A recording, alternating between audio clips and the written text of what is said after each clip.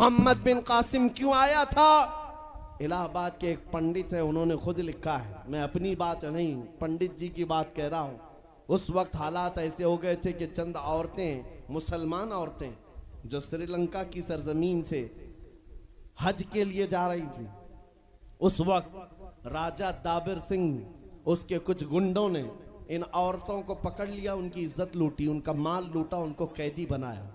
उन औरतों ने उस वक्त पुकार कर कहा था कि कोई है जो हमारी इज्जत बचाएगा। कोई तिजारत करने वाला बाहर से आया हुआ ताजिर बात सुन करके अरब गया। अरब में जाकर गवर्नर जो था उसके सामने वाकया बयान कर रहा था। 19 साल का जवान मोहम्मद बिन कासिम वहां से गुजर रहा था। उसने इतना वाकया सुना कि हिंद की सरजमीन पर कुछ हमारी बहनों की इज्जत लूटी जा रही है। वहीं खड़े होकर उसने कहा, लब्बैक या उख्ती, ऐ मेरी बहन, मैं तेरी इज्जत की हिफाजत के लिए आ रहा हूं। वहां से पुकारा अपने चचा जो गवर्नर था उस वक्त, उससे 10,000 का लश्कर लेकर के सबसे पहले यहां आने वाला मोहम्मद बिन कासिम किस लिए आया था? माल लूटने के लिए नहीं, औरतों की इज्जत बचाने के लिए आया था। हिंदुस्तान की सरजमीन पर कदम रखा और उसके बाद सामने मुकाबिल में फौरन जंग के लिए नहीं आया। कहा कि जिन औरतों को कैदी बनाया वो छोड़ दो, जो हज के लिए जा रही थी उन्हें आजाद कर दो, और दूसरी बात, जिन्होंने गुंडागर्दी की है उन्हें पकड़ो और जेल में डालो। राजा को घमंड था, उसने इनकार किया तो मोहम्मद बिन कासिम ने कहा, चलो आओ मोहम्मद अरबी के शेरों से मुकाबला हो जाए।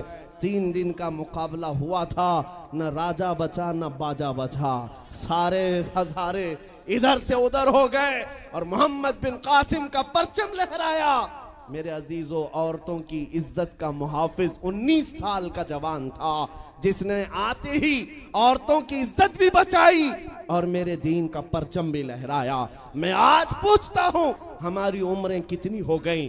कई जवान 25 साल 30 साल क्रॉस कर चुके। आज बहुत सारी औरतों की इज्जतें जब लूटी जाती हैं, तुम तो मोबाइल में देख देख करके शेयर कर देते हो, वीडियो इधर से उधर फैला देते हो और उसके बाद समझते हो हम बहुत बड़ा काम कर रहे हैं। हर कोई यही कहता है सबको शेयर करो, सबको शेयर करो, काय के लिए शेयर करो? मेरे अजीजों, ये कौन सी जंग लड़ रहे हो? व्हाट्सएप मोबाइल की जंग लड़ रहे हो? तुम्हारे अंदर अगर गैरत बाकी है तो मेरे अजीजों, किसी की इज्जत लुटते हुए देखकर तुम तमाशा नहीं कर सकते। ईमान बेदार करो, ईमान बेदार करो। ये आज हालात क्यों आए? इमाम गजाली की एक बात मैं सुनाता हूं। बहुत सालों पहले उस इमाम ने कहा था, 1000 साल पहले तकरीबन, उस इमाम ने कहा था, जब इस उम्मत के सामने उनके रसूल की तौहीन हो रही हो और उम्मत खामोश बैठी रहे तो चंद दिन इंतजार करें, इनकी माँ और बहनों को बाजार में लाकर नीलाम किया जाएगा, इनकी माँ और बहनों की इज्जत लूटी जाएगी और ये कुछ ना कर सकेंगे, इनके बच्चों को मारा जाएगा और ये कुछ ना कर सकेंगे। मैं आज महसूस कर रहा हूं, हुजूर की गुस्ताखी पर और तौहीन पर खामोश रहने का नतीजा यह है कि अब हमारे घर भी सलामत नहीं रहेंगे। लोग आज चीख रहे हैं, मस्जिदें वीरान हो गई, मस्जिदें टूट रही हैं, खानकाहें टूट रही हैं, न जाने कितने मज़ारात बिल्डोजर से ख़त्म किए जा रहे हैं। ये तमाम बातें अपनी जगह पर। मैं आपसे पूछता हूं, जाने ईमान रसूलुल्लाह की इज्जत बाकी नहीं रही तो फिर कुछ भी बाकी नहीं रहा। वो जो न हो तो कुछ न हो, वो जो न थे तो कुछ न था। जान है वो जहान की और जान है तो जहान है। आपसे मैं यही कहना चाहता हूं, सीरियस हो जाओ, हसास हो जाओ। हंसी मजाक, गलछड़े, ये लतीफे लोगों के दरमियान अय्याशियां खत्म कर डालो। आज हर एक के घर से धुआं उठ रहा है और लोग अभी खुशियां और तमाशा देखने में मसरूफ हैं। आज पूरी दुनिया में जो तमाशा है आप नहीं अंदाजा कर सकते। फिलिस्तीन के बच्चों के साथ खून की होली खेली जाती है। हमने इराक में देखा है चंद साल पहले, जहां मैदान में खेला करते थे लोग, आज वो मैदान कब्रों से भर चुका है, कब्रों से भर चुका है। इतनी मौतें होती हैं कि जनाजा उठाने के लिए लोग नहीं होते, जनाजा उठाने के लिए लोग नहीं होते। ये तमाम हालात क्यों पैदा हुए? मुल्क के शाम के हालात इतने सख्त तरीन हो गए हैं कि तकरीबन 50 लाख के करीब बेघर हो चुके लोग, जिनका घर नहीं, सब टूट चुका। ये हालात देखकर मैं आपसे कहता हूं बेदार हो जाओ और अमल की तरफ आ जाओ। क्या अब भी तुम्हें अजानें नहीं उठाती? नमाजों के लिए दौड़ते नहीं? अल्लाह का कहर जब आता है, पकड़ आती है, तो फिर कोई तुम्हें नहीं बचा सकता, कोई नहीं बचा सकता। मैं वार्निंग भी दे रहा हूं और आपको बता भी रहा हूं कि नबी करीम सल्लल्लाहु तआला अलैहि वसल्लम का दरवाजा अभी खुला हुआ है, खुला हुआ है। और वो ऐसा नबी है, ऐसा नबी है जिसके दरबार से वाबस्ता होने में कभी आपको शर्म नहीं आएगी इंशाअल्लाह, और कभी आप अपने आप को बेआबरू नहीं समझेंगे, कभी नहीं। मैं अपनी प्रैक्टिकल लाइफ बता रहा हूं। हुजूर की मोहब्बत में, वो वफा में जो मजे हैं वो दुनिया में कहीं नहीं, कहीं नहीं है। जब बेचैन दिल होता है तब भी हम, मेरे अजीजों, गाने सुनकर के अपनी बेचैनी दूर नहीं करते। हम पिकनिक पॉइंट पे जाकर अपनी बेचैनी दूर नहीं करते। जब ज्यादा बेकरारी हो तो यही कहते, उनके निसार कोई कैसे ही रंज में हो। जब याद आ गए हैं सब गम भुला दिए हैं, उनकी महक ने दिल के गुंचे खिला दिए हैं, जिस राह चल दिए हैं कूचे बसा दिए हैं। हुजूर को याद कर लेते हैं, बेचैनी दूर होती है, बेकरारी दूर होती है। आपको मैं ये बात कहना चाहता हूं, हुजूर की वफा में जो इज्जत है वो कहीं नहीं है, हुजूर की गुलामी में जो इज्जत है वो कहीं नहीं।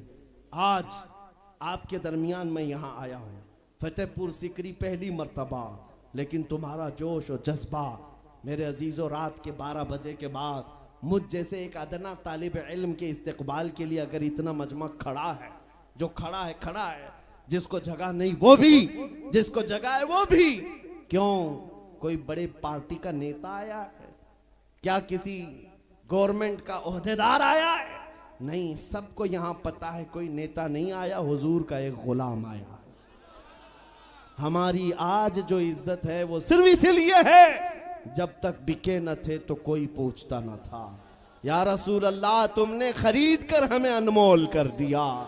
जब तक के मदीने से इशारे नहीं होते, रोशन मेरी किस्मत के सितारे नहीं होते। इसलिए आपसे भी कहता हूं, बेदाम ही बिक जाइए बाजार नबी में, बेदाम ही बिक जाइए बाजार नबी में। अरे इस शान के सौदे में खसारे नहीं होते। नारे तकबीर, लब्बैक लब्बैक लब्बैक या रसूल अल्लाह, लब्बैक लब्बैक लब्बैक या रसूल अल्लाह। ताजदार खत्म नबूवत, ताजदार खत्म नबूवत। मैं अपनी गुफ्तगू को समेटते हुए बात अर्ज करता हूं, तुम्हारे यकीन को बढ़ाने के लिए कहता हूं, आज भी तुम्हें पता होना चाहिए, हमारे दर्द को कोई समझने वाला है तो आमिना का लाल है, वो मकीने गुंबदे खजरा है, जो बेकसों का कस, जो बेसहारों का सहारा। उस रसूल पाक की आदत ही ये है, आता है फकीरों पे उन्हें प्यार कुछ ऐसा, खुद भीख दें और खुद कहें मंगते का भला हो।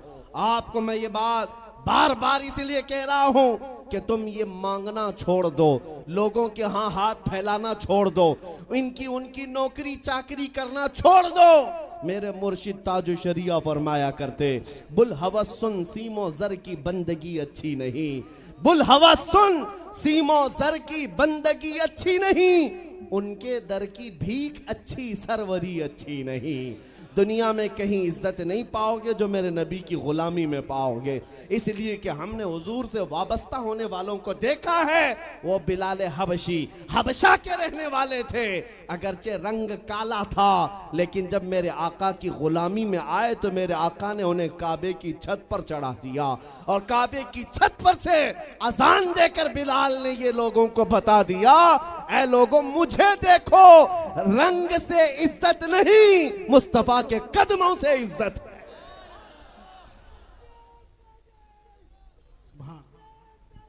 अजीजा ने ग्राम वकार, तवज्जो चाहता हूं, हुजूर की गुलामी में जो इज्जत है वो हमने देखी है। जो लोग सहाबाए कराम, जो सहाबाए कराम, सैयदना अमीरुल मोमिनीन उमर इब्न खत्ताब, जिनका हाल ये था 36 लाख स्क्वायर किलोमीटर पर तन्हा हुकूमत करते थे, उस वक्त मिस्र भी, शाम भी, यमन भी, इराक भी, फिलिस्तीन भी, अरब, ये 6 कंट्री पूरे मिलाकर तन्हा हजरत उमर की निगरानी में थे। और ऐसी निगरानी नहीं कि यहां बैठ करके बड़ी बड़ी मीटिंगें कर रहे हों और गरीब खस्ता हाल सो रहे हों। उस खलीफा इस्लाम का हाल ये था, वो मदीने में बैठकर खिलाफत कर रहा था और बड़ी दूर एक औरत अपनी बेटी से कह रही है कि आज थोड़ा दूध में पानी मिला ले। बेटी कहती नहीं, खलीफा उमर बिन खत्ताब की खिलाफत है, उमर इब्ने खत्ताब की खिलाफत है। घरों में तक उमर इब्ने खत्ताब की निगरानी थी। ये कौन? उमर इब्ने खत्ताब रज़ी अल्लाह ताला अन्हु, जिन्होंने लोगों का खून चूस करके हुकूमत की कुर्सी नहीं बिठाई। और दूसरी बात ये भी कि वो उमर सादा जिंदगी गुजारने वाले, उनकी सिक्योरिटी भी ऐसी नहीं थी कि रोल्स रॉयस लगी हुई हो, काली गाड़ियां आगे पीछे घूमती हों। मेरे अजीजों, उस उमर इब्ने खत्ताब की बात कर रहा हूं। जब बैतुल मुकद्दस फतह हो गया तो वहां से हजरत अबू उबैदा बिन जर्राह ने खत लिख करके भेजा कि लोगों की ख्वाहिश है उमर इब्ने खत्ताब आप तशरीफ लाएं, बैतुल मुकद्दस की चाबी आपके हाथ में दी जाएगी, आप तशरीफ लाएं। तो उमर इब्ने खत्ताब रज़ी अल्लाह ताला अन्हु मदीने से चल पड़े अपना एक गुलाम लेकर के। लेकिन गुलाम और खुद होने के बाद एक ही घोड़ा था। तय ये कर लिया गुलाम के साथ कि 1 मील मैं बैठूंगा तू चलेगा और दूसरे मील तू बैठेगा मैं चलूंगा। ये शान उमर इब्ने खत्ताब रज़ी अल्लाह ताला अन्हु की।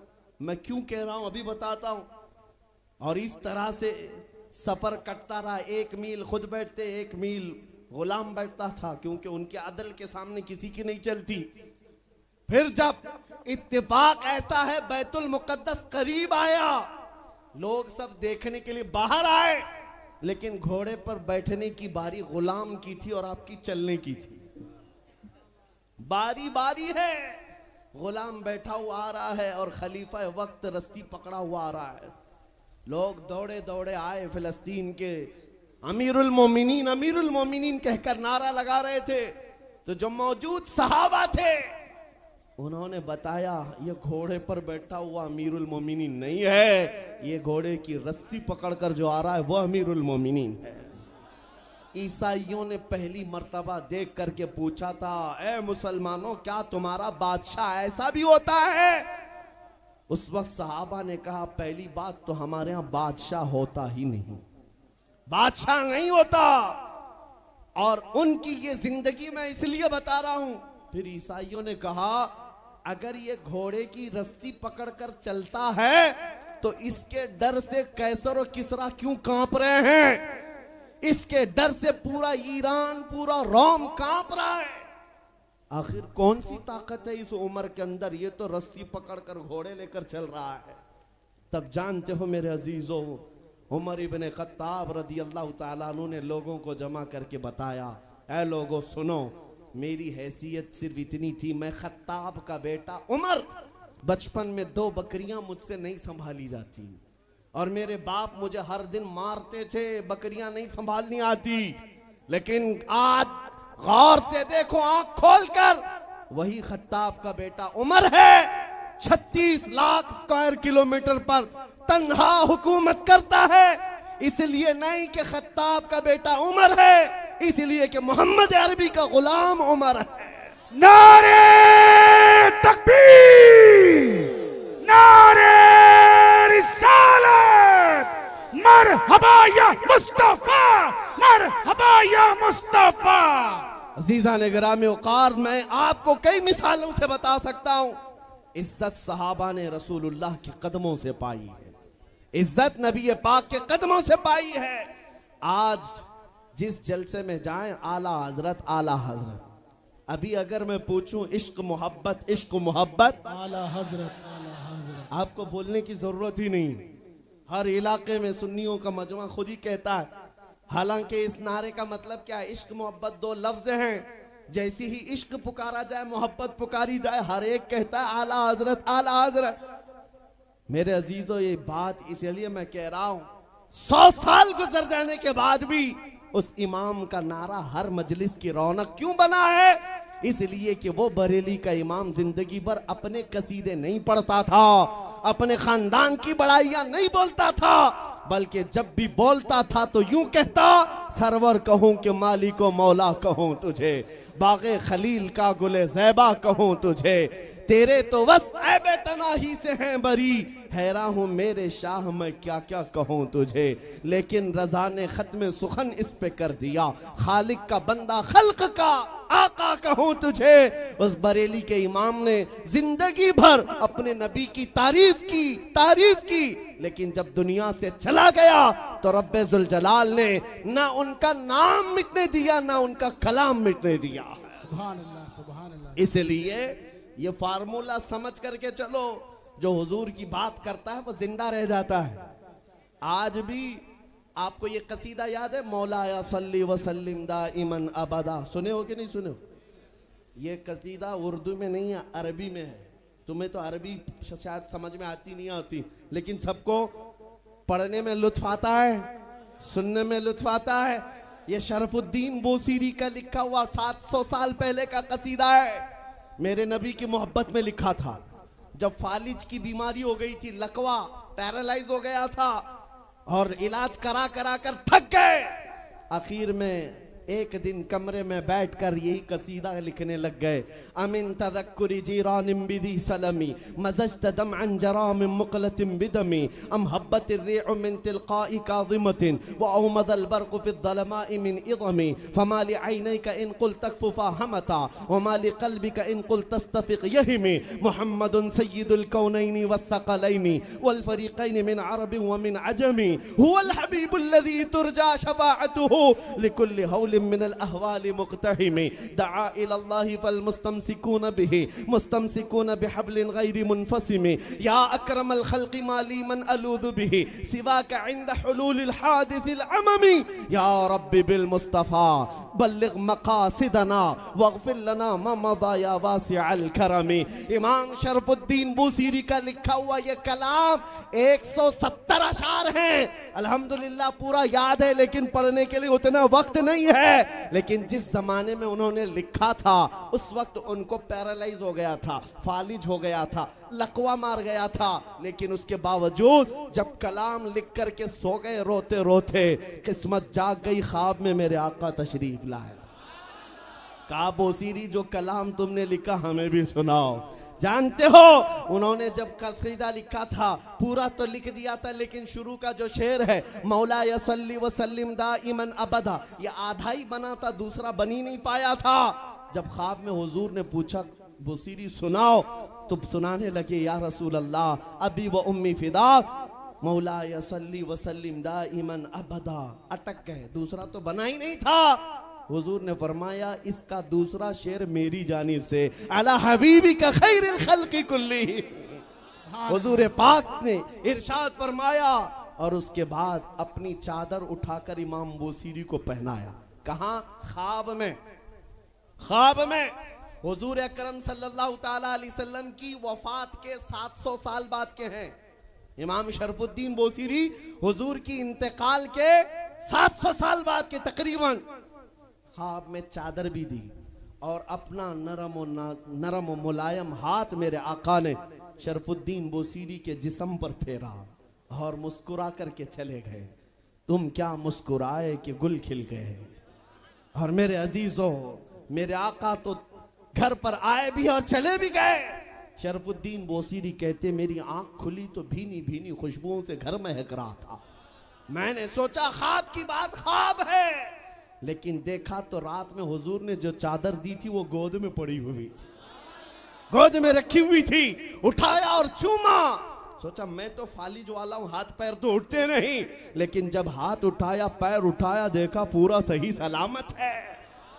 मेरे आका सल्लल्लाहु अलैहि वसल्लम ने उन्हें नवाजा।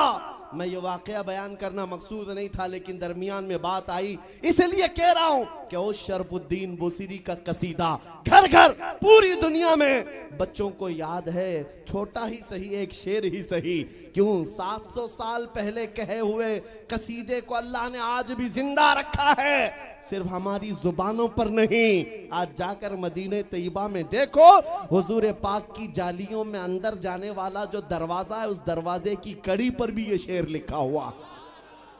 मेरे आका ने इस कसीदे को ऐसा कबूल किया है, हुजूर की तारीफ करने वाला मरता नहीं है, हुजूर की तारीफ करने वाला उसका नाम फना होता नहीं है, जिंदा है, आज भी जिंदा है। मैं फिर कहता हूं, तुम कहां घबराए हुए हो उन गुफे में बैठे हुए पाखंडी कुत्तों से, उन लोमड़ियों से जो अंदर बैठ करके तो मेरे नबी की शान में भौंक सकते हैं। 4 बच्चों के सामने आकर बात तो करके दिखाओ। इनकी हालत तो ये है, हुजूर की शान में भौंकने के बाद जिंदगी अजीरन हो गई, बेचैन हो गई, बगैर सिक्योरिटी गार्ड के बाहर निकलना दुभर हो जाता है, नहीं आ पाते, रात की नींद भी खराब, दिन का चैन भी गया। अरे इनके गुफे में अगर हमारा 8 साल का बच्चा भी चला गया पानी पीने के लिए, एटम बम लगने लगता। वो कहते आतंकवादी आ गया था, 8 साल का बच्चा। क्यों? ये डर क्यों सवार है? हुजूर की शान में जब तौहीन करोगे, डर डर करके ही मरोगे। और हुजूर की जो तारीफ करता है वो पूरी दुनिया में चहकते महकते हमेशा लोगों के दिलों में जिंदा रह जाता है। आज इस हिंदुस्तान की सरजमीन पर छोटा सा कस्बा है, लेकिन हर जवान पुकार रहा है लब्बैक या रसूल अल्लाह। पुकारते हो कि नहीं पुकारते हो? किसी को लब्बैक कहने में डर लगता है? डर है किसी को? हाँ, बात ये सुनो, ये अल्लामा खादिम हुसैन रज़वी रहमतुल्लाह अलैह का पुकारा हुआ नारा था और ऐसा जिंदा हो गया, ऐसा जिंदा हो गया। मैं दूसरों से कहता हूँ, जिसको लब्बैक के नारे से चिढ़ है वो आज से आदत बना ले रोज सुनने की, क्योंकि ये कयामत तक लगने वाला है, ये बंद होने वाला नहीं है, कयामत तक लगेगा। और मैं उनसे कहता हूं, घबराओ मत इन नारों से, हम तुम्हारे बाप को नहीं पुकार रहे, हम अपने नबी को पुकार रहे हैं। लब्बैक या रसूल अल्लाह का मतलब होता है, ऐ अल्लाह के रसूल मैं हाजिर हूं, ऐ अल्लाह के रसूल मैं, तर्जुमा क्या है? ऐ अल्लाह के रसूल मैं, लब्बैक या रसूल अल्लाह का मतलब ये होता है, ऐ अल्लाह के रसूल मैं। और जब अपने नबी को पुकार रहे हैं तो डरना किस बात का, खौफ किस बात का? किसी के बाप को पुकार रहे हैं, किसी के खास नेता को पुकार रहे हैं? हम उस नबी को पुकार रहे हैं जो हमारी बेकरारी को देखता नहीं, हम उस नबी को पुकार रहे हैं जिसको हमारा तकलीफ में पड़ना गवारा नहीं, अजीजुन अलैहि मा अनितुम, और इस यकीन के साथ पुकारते हैं, हम यहां से पुकारे वो वहां से सुने। मुस्तफ़ा की समाअत पे लाखों सलाम। वो और होंगे जो मेरे नबी को मुर्दा समझते हैं, हम तो ये अकीदा रखते हैं, तू जिंदा है वल्लाह, तू जिंदा है वल्लाह। मेरी चश्मे आलम से छुप जाने वाले ऐ सुन्नियों, आज की मजलिस मीलाद में हम ये दुआ करके जाएंगे मेरे आका की बारगाह में, दुआ करेंगे इंशाअल्लाह, ये दुआ करेंगे, या रसूल अल्लाह चमक तुझसे पाते हैं सब पाने वाले, मेरा दिल भी चमका दे, मेरा दिल भी चमका दे, मेरा दिल भी चमका दे। बरसता नहीं देख कर अब्र रहमत, बदों पर भी बरसा दे बरसाने वाले। मैं मुजरिम हूँ आका, मुझे साथ ले लो के रास्ते में हैं जा बजा थाने वाले। आका अब इन दुनिया के कुत्तों को देख देख कर थक चुके, अब हमारी आंखें खीरा होने को आ गई हैं, हमारी आंखें बेहयाइयों को देख करके बेरौनक होने लग गई हैं। इसलिए मदीने के ताजदार, आपके दरबार में सिर्फ इतनी अर्ज है, इतनी अर्ज है, मेरे आका आओ कि मुद्दत हुई है तेरी राह में अखियां बिछाते बिछाते, तेरी यादों में, तेरी हसरतों में बड़े दिन हो गए घर को सजाते सजाते। सुना है आप हर आशिक के घर तशरीफ लाते हैं, मेरे घर में भी हो जाए चरागा, मेरे घर में भी हो जाए चरागा। हर सुन्नी की तड़प है या नहीं मेरे आका हमारे घर तशरीफ लाएं? हर एक की तमन्ना है या नहीं? और हर उम्मती की ये तड़प है। तो सुनो, ये आज वादा करके जाओगे, अपनी मर्जी से नहीं जिएंगे, अपनी मर्जी से, किसकी मर्जी से? नबी की। और ये लिए, और उसके लिए सबसे बेहतरीन फार्मूला मेरे पीरो मुर्शिद का, जिंदगी ये नहीं किसी की किसी के लिए, जिंदगी ये नहीं किसी की। ऐ नौजवानों, तुम्हारी जिंदगी सिर्फ हसीनाओं के लिए नहीं है, तुम्हारी जिंदगी नशा करके बर्बाद करने के लिए नहीं है, तुम्हारी जिंदगी आयरे गैरे के झंडे उठाने के लिए नहीं है। जिंदगी ये नहीं किसी की किसी के लिए, जिंदगी है नबी की, जिंदगी है नबी की नबी के लिए। अरे ना समझ मरते हैं जिंदगी के लिए, जीना मरना है सब कुछ। और पुकार कर कहो या रसूल अल्लाह, दहन में जुबान तुम्हारे लिए, बदन में है यहाँ, हम आए यहाँ और उठे भी वहां।